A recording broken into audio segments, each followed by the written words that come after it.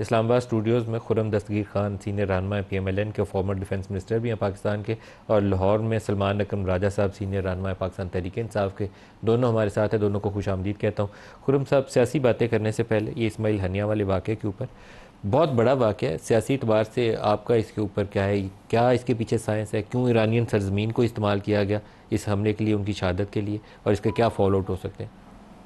नहीं, मैं कुछ थोड़ा सा फ़र्क नज़र से देखता हूँ, और ये इसराइल की कमज़ोरी नहीं तो कम से कम फ्रस्ट्रेशन का इजहार ज़रूर है। दो वजह से फ्रस्ट्रेशन है। एक तो ये है कि जो 7 अक्टूबर 2023 को अटैक हुआ गाज़ा में और इसराइल पे अटैक किया, वो इसराइल का सबसे बड़ा इंटेलिजेंस फेलियर था उनकी तारीख का। और एक ऐसा मुल्क जो अपनी इंटेलिजेंस के ऊपर फ़ख्र करता है और मोसाद के बारे में हम सब बातें करते हैं, उनके लिए एक बहुत बड़ी हजीमत थी ये कि उनके ऊपर इतना बड़ा सवेर हमला हुआ।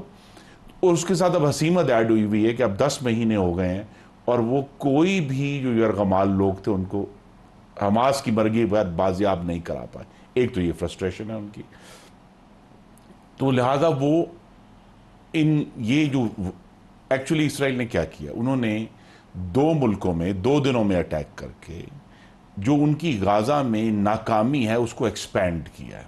That's how I see it, कि उन्होंने वहाँ फवाद शुक्र को बैरूत में अटैक किया और ईरान को यहाँ अटैक किया, क्योंकि वहाँ गाज़ा में 40,000 फ़लस्तीनियों को शहीद करने के बावजूद, यानी इतना बड़ा खून कम ही बहा है इंसानी तारीख में जो उन्होंने बहाया है, उसके बावजूद उनको कामयाबी नहीं हो रही। देखिए ये बात, ये हमें हम कहें ये कि जी चलें, ये नहीं कि शायद हमास को कामयाबी हो रही है कि जी उन्होंने इतने ज़्यादा हमारे फ़लस्तीनी भाई और बहनें और बच्चे शहीद हो गए, लेकिन इसराइल को बहुत मेजर फ्रस्ट्रेशन का सामना है कि वो एक भी हदफ अपना, सवाए ये कि वो एक अंधाधुंध खून बहा रहे हैं फ़लस्तीनियों का, उनको कोई कामयाबी हासिल नहीं हुई। तो ये जो एक्सपेंशन है, ये इन्होंने कोशिश की है कि जी शायद इस तरह हम जो उनके ख्याल में जो लोग हमास को और हिजबुल्लाह को सपोर्ट कर रहे हैं, इसीलिए ईरान को चूज़ किया गया है कि ईरान में भी उन्होंने ये कहा कि जी वसन जो उनके ईरान के जो रिपब्लिकन गार्ड्स हैं वो इतने मजबूत नहीं है जितना लोगों का ख्याल है। उन्होंने ये भी इंप्रेशन दिया है, but at the same time I think ये उनका एक गलत फैसला इसलिए है कि अभी चंद दिन पहले ईरान के एक जिसे कहते हैं इस्लाह पसंद रिफॉर्मिस्ट सदर इलेक्ट हुए मसूद पेज़ेश्कियान, और उनको इस वाक़ये ने उनका जो रिफॉर्म एजेंडा है उसको कमज़ोर किया और उनको फिर पुश किया है। हालांकि मसूद पेज़ेश्कियान ने बहुत अच्छी गुफ्तगू की, बड़ी अमन पसंद, कि हम सबसे बात करने के लिए तैयार हैं, हम चाहते हैं कि ईरान को इस मुश्किल से निकाला जाए। लेकिन इसराइल, देखिए अब क्या इस सेकेंड रिजल्ट क्या है, रिजल्ट ये है कि इसराइल सीज फायर नहीं चाहता, क्योंकि इस्माइल हानिये के जो उन्होंने शहीद किया है, अब उन्होंने दूसरी साइड के चीफ निगोशिएटर को कत्ल कर दिया। ठीक है ना, जरा गौर कीजिए कि जो शख्स आपसे मुज़ाकरात कर रहा था, जो हेड कर रहा था, आपने उसको ही उसका जो है उसको शहीद कर दिया।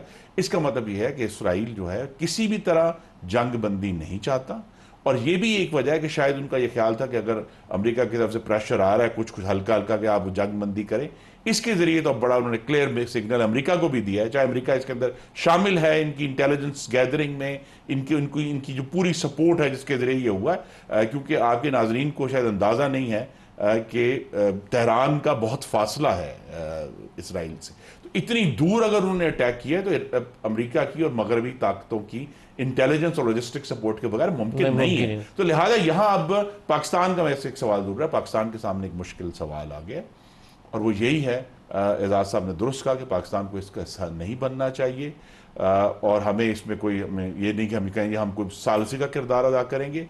हमें सबसे पहले अपनी सरजमीन का दिफा करना है और मगरबी ताकतों को ये वाज़ेह सिग्नल देना है कि पाकिस्तान की सरजमीन अब उनके ये एडवेंचर्स के लिए अवेलेबल नहीं। सलमान अकरम राजा साहब, आपसे भी चाहूँगा आप इसके ऊपर राय दें, आपकी सियासी जमात भी और ख़ुद आपकी ओपिनियन भी, वो कैसे देखती है इस वाक़े को, और पाकिस्तान को इसको कैसे लेकर आगे चलना चाहिए? देखिए, मैं तो अपने हवाले से ही बात करूँगा बतौर शहरी। ज़ाहिर बहुत ही अफसोसनाक वाक़या है और तशवीशनाक भी है, लेकिन मैं जिस हवाले से इस मामले को देखता हूँ वो अपने अवाम के हवाले से देखता हूँ कि हमारे अवाम पे इस वाक़े का क्या असर होगा। देखिए, बहुत अरसे से अवाम जो हैं अपने जज्बात का इजहार किसी न किसी तरीके से करते हैं। इन जज्बात को तरतीब देने के लिए हर माशरे में एक सियासी लीडरशिप होती है जो अवाम के साथ होती है, उनके जज्बात को समझती है और उसका इजहार फिर रियासत की सतह पे करती है।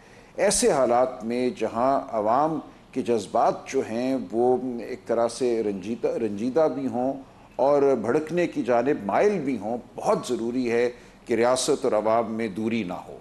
ऐसे हालात में ज़रूरी है कि रियासत में जो अवाम के नुमाइंदे हैं उनकी आवाज़ और अवाम के जो जज्बात हैं उनमें हम आहंगी हो, ताकि लीडरान जो हैं, रियासत जो है, अवाम की रहनुमाई भी कर सके और अवाम की आवाज़ को सुन भी सके। तो मेरे लिए ये एक लम्हा फ़िक्रिया है कि हम बहुत अरसे से अपने अवाम और रियासत के दरमियान जो एक खला पैदा कर रहे हैं, वो खला मेरी नज़र में किसी सूरत भी अच्छा नहीं है। इस वाक़े से भी एक हमें सोचने का मौका मिलता है कि हमें क्या करना है। इसके अलावा भी आप देखिए, इस वक्त मुल्क में जो हो रहा है, वो बलूचिस्तान हो, वो हमारे पख्तून इलाके हों, एक बेचैनी की कैफियत है। इस बेचैनी की कैफियत में ऐसे वाक़े का हो जाना जिसका ज़ाहिर तज़किरा हर मस्जिद में होगा, हर मंबर से होगा और लोग अपनी अपनी राय कायम करेंगे, तो रियासत जो है एक तरह से दबाव में आ जाती है। हमारी रियासत, उसको आवाम के साथ मकालमा करना है और मकालमा जो है वो जबर के ज़रिए, ताकत के ज़रिए दूर बैठ कर नहीं हो सकता, वो आवाम के नुमाइंदगान के ज़रिए ही होता है। जो होगा मशरिक़ के वस्ता में वो हमारे सामने आएगा। देखिए, ये वो ऐसे मामलात हैं जिन पे तबसरा उन्हीं को करना चाहिए जो इनमें शामिल हों, जो इन पेचीदगियों को समझते हों। रूस का क्या रद्द अमल होगा, क्या रूस और ईरान में कोई हम आहंगी होगी, चीन का रद्द अमल क्या होगा, ये तमाम वो मामलात हैं जिन पे हल्के अंदाज में गुफ्तगू नहीं करनी चाहिए। जो इन वाक़यात को, इन मामलात को अंदर से समझते हैं, जानते हैं। आपने एजाज़ साहब की गुफ्तगू हमें सुनाई, उनकी राय ज़ाहिर मोतबर है। तो हमें इन तमाम आरा को सामने रख के ये सोचना है कि इसका हमारे निज़ाम पे, हमारे अवाम और रियासत के बाहमी ताल्लुक़ पे क्या असर पड़ेगा और उसके लिए हमें क्या करना है। बाकी अस्करी दिफा तो हम करेंगे। देखिए, हमने अपने इलाके में आग नहीं लगने देनी, हमने किसी जंग का हिस्सा हरगिज़ नहीं बनना। हमारी अखलाकी जो पोजीशन है, जो हमारी हिमायत है फ़लस्तीन के लिए, वो ज़ाहिर है कायम रहेगी, कायम है। हम ह्यूमैनिटेरियन जिसको कहते हैं, एड, कोई वहाँ पे खाना भेजना है, अद्वियात भेजनी है, डॉक्टरों नर्सों की ज़रूरत है, वो सब कुछ तो हमें करना ही चाहिए। लेकिन हमें अपनी रियासत की फ़िक्र करनी चाहिए, रियासत और आवाम की फ़िक्र करनी चाहिए, ताकि हम एक मरबूत तरीके से, एक मरबूत रियासत के तौर पे आगे बढ़ें और जो भी हमें अंदरूनी और बैरूनी चैलेंजेस हैं हम उनका मुकाबला कर सकें। दुरुस्त है। खुर्रम साहब, एक बात इसमें बड़ी अहम है। इसराइल का ये जो एक्शन है कि किसी दूसरे मुल्क में जाके किसी और का कत्ल करना और मर्डर करना, असैसिनेशन, उसने तो अपने हवाले से किया है, लेकिन ये दुनिया के अंदर जो इमर्जिंग ग्रुप बन रहे हैं और वो मगरिब और चाइना, रशिया, ईरान, उनमें मज़ीद दूरी होगी कि पाकिस्तान जैसे मुल्क को चूज़ करना है। बहुत जल्द सऊदी अरब जैसे मुल्क को चूज़ करना होगा कि भाई किधर जाना है। तो लिहाजा ये जो इस तरह के वाक़यात हैं, ये मैं एक बहुत फाश गलती की, एक तो ह्यूमैनिटेरियन तो डिज़ास्टर है ही, लेकिन बहुत बड़ी फाश गलती है कि इससे दुनिया की जो डिवीज़न है वो मज़ीद वाज़े होना शुरू हो जाएगी और हम बहुत तेज़ी से जो एक कोल्ड वॉर है उसकी जो ज़्यादा गहरी होती हुई जो जहत है वो देख रहे हैं। सर, दो ब्लॉक्स तो इमर्ज करेंगे, अब ये नहीं हो सकता कि ना करें। आपका एक बनेगा रूस और चीन के हमायती याफ्ता कुछ अरब मालिक, और पाकिस्तान को अपनी पोजीशन वाज़े करनी पड़ेगी, और दूसरा वेस्ट और अमेरिका के साथ जो लाइन करेंगे, तो ये दो डिवीजन तो खुल के सामने आएंगे। ये नहीं हो सकता कि ना। तो हमें तो ये फिक्र करनी है, वाक़यात जो हैं ये इस डिवीजन को मज़ीद गहरा करेंगे और उसको वक्त से पहले प्रोवोक करेंगे। लेकिन खुर्रम साहब, अभी जो बातें राजा साहब ने लाहौर से की, उसमें एक हमारे अंदर चैलेंज जो अफ़गानिस्तान के रास्ते आ रहा है और पाकिस्तानी सरजमीन के ऊपर अब तो मौजूद है। सिर्फ ये नहीं कह सकते कि अफ़गानिस्तान से आ रहा है, बल्कि यहाँ मौजूद है। अब वो दोबारा से सर उठा चुका है। आपके केपी वाली साइड पूरी हीटअप हो चुकी है। बलूचिस्तान आपका वल्नरेबल है। TTP हमारी आज को इलामिया है कि हम उनको आइंदा से खारजी कहेंगे। वो पहले दिन से खारजी थे, हम कभी गुड और बैड बनाते थे, हम बेवकूफ़ी कर रहे थे, लेकिन अब हमने अपनी जगह भी उनके दोबारा हवाले कर दी। लड़ने के बाद 20 साल की लड़ाई के बाद जगह हासिल की थी, वो दोबारा काबज़ हो गए, उसका क्या करेंगे? जी, इसीलिए तो अज़्म इस्तेहकाम लॉन्च किया गया ना, जिसके ऊपर बहुत इशू बन गया और कहा जी कैसे हो रहा है, और अपोजिशन ने इस पाकिस्तान की कौमी सलामती के मामले को अपनी सियासत चमकाने के लिए इस्तेमाल किया। देखिए, बहुत भयानक खबरें आ खैबर पख्तूनख्वा से भी और बलूचिस्तान से, पर खैबर पख्तूनख्वा से ज़्यादा। और यहाँ तक कह रहे हैं कि उसके सिर्फ 2 डिवीज़न ऐसे हैं जहाँ शब के वक्त पाकिस्तान की हुकूमत की, या वहाँ हुकूमत खैबर पख्तूनख्वा जो है अपोजिशन की एक जमात की है, उसकी रिट कायम है, बाकी हर जगह रिट कायम नहीं है। और इसके लिए अगर हमें वापस लाना है तो हमें जो क्लैरिटी के साथ बात करनी है। और अब फिर चूंकि सियासी गुफ्तगू शुरू हो जाएगी, लेकिन देखिए बाद ऐसे इशूज हैं जहां आपने सियासत नहीं करनी। खैबर पख्तूनख्वा के वज़ीर आला ये नहीं कह सकते कि मैं ऑपरेशन नहीं होने दूंगा। वहां लोगों की जानें जा रही हैं, फौजियों की जानें जा रही हैं, और आप कहते हैं मैं ऑपरेशन नहीं होने दूंगा। तो इस तरह की जो गैर जिम्मेदारी है, और मैं शुक्रगुजार हूं सलमान अकरम राजा साहब के, उन्होंने एक अहम मामले पर बड़ी मोहतात गुफ्तगू की है।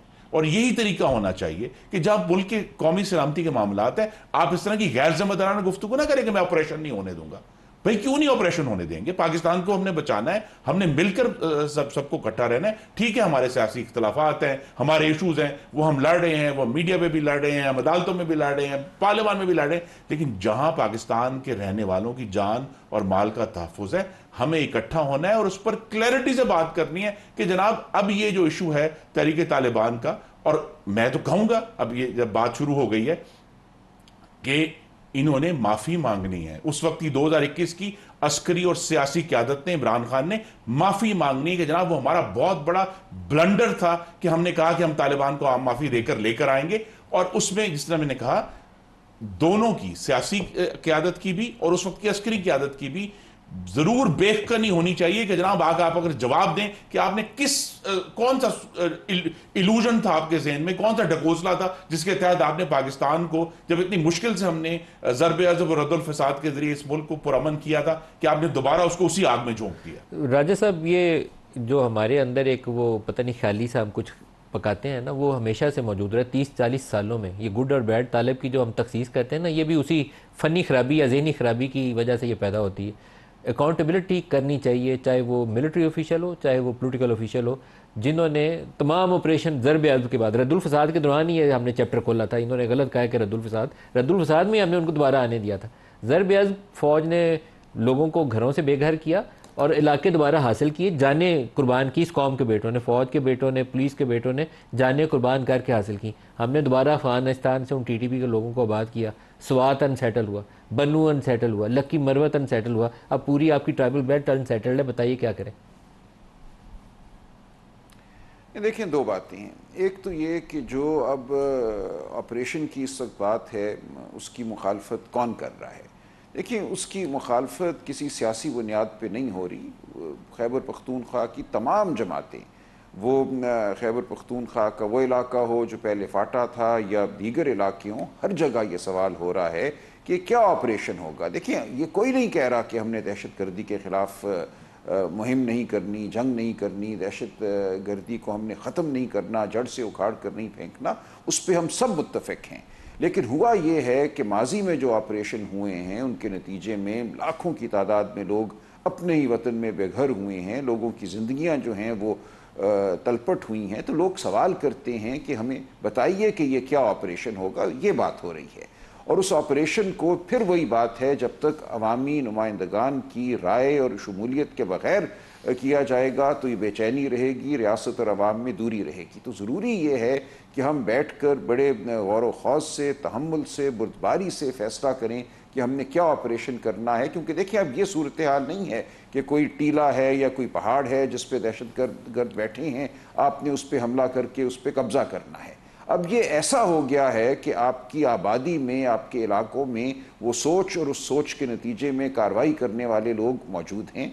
उनको ज़ाहिर है कहीं से असला भी मिल जाता है। हम कोशिश तो कर रहे हैं कि अफ़गानिस्तान के साथ बॉर्डर जो है उस पर फेंस भी हो, आमद व रफ्त भी जो है वो किसी कायदे के तहत हो। लेकिन मुझे इसके राजा साहब बावजूद ब्रेक हम करीब देखते आ गई, हैं मैं कि ब्रेक ये ले हो लूं, रहा है। लेकिन इस ऑपरेशन की क्या शक्ल होनी चाहिए जो कभी हो और हम अपने इलाकों को दोबारा हासिल कर सकें और मुस्तकिल बुनियादों पर हासिल कर सकें। अगर दोबारा उसको कोई कंप्रोमाइज़ करे तो उसको कुटहरे में खड़ा कर सकें। अकाउंटेबिलिटी करना बहुत ज़रूरी है। असल में हम अकाउंटेबिलिटी नहीं करते, वो उस वजह से ये खराबियाँ हमारे अंदर आ जाती हैं। बाद में वो लोग हीरो बन के तकरीरें करते हैं, वो राय दे रहे होते हैं ये सिक्योरिटी प्लान होना चाहिए, जिन्होंने खुद खराबी की बुनियाद रखी।